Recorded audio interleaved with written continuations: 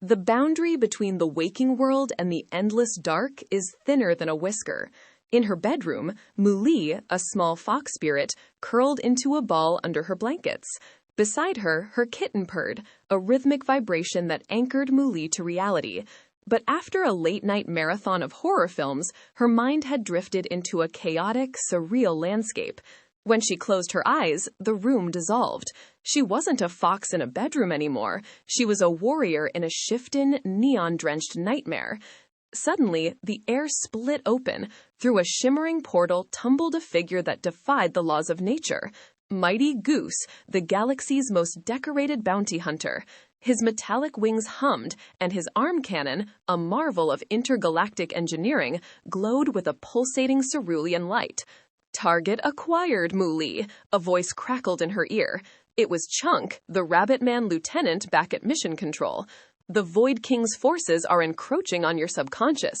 You need to push forward." Moolii blinked, her fox ears twitching.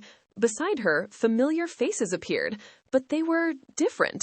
A regular duck drifted overhead, dropping sizzling egg bombs onto the slimy buggos that emerged from the shadows. Colonel Vark, a gruff pigman, sprinted into the fray, his heavy wrench swinging in wide, bone-crushing arcs. "Keep moving, kid," Vark grunted, smashing a mechanical insectoid pod. As they traversed the subterranean tunnels of her own anxiety, they encountered the rabbit miners. These allies were frantic, digging through the floor of the dream to expose giant, burrowing insects. Mighty Goose stepped to the front, his robotic appendages shifting into defensive configurations.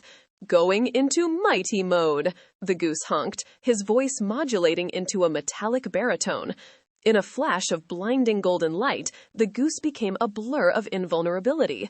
He plowed through a battalion of void-infused monstrosities, his heavy armor shrugging off laser fire like raindrops on a tin roof. However, the path was treacherous.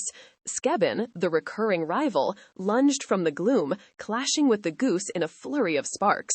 Further ahead, the prison warden and the convoy king guarded the exit, their massive, distorted frames blocking the horizon. These were the manifestations of Moolii's fear, twisted, nightmarish versions of her real-world friends, turned into hulking antagonists by her own overactive imagination. "The devil is waiting at the centerpiece," Chonk warned over the comms. "The Void Emperor is backing him. If you don't break the cycle, you'll never wake up." Moolii looked down. She saw visions of her real-world pets, the 5 ferrets darting between trees, the 2 sugar gliders gliding through the dark canopy, and her loyal dog standing guard over the portal. They were the anchors. Gathering her courage, Moolii channeled the spirit of the kitten curled against her physical body back in the real world. A wave of warmth radiated through the nightmare, weakening the shadows that the Void King had cast. "Let's end this," Moolii whispered. With Mighty Goose at her side and her Dreamworld allies fighting with newfound fervor, the fox spirit sprinted toward the throne of the devil. The nightmare began to crack, the sky splintering like glass. As the final boss let out a shriek of static and shadow, Moolii raised her hand, ready to strike the final blow that would shatter the dream and bring her back to the safety of the morning sun. The nightmare was ending, but across the galaxy, the real war against the Void was just beginning.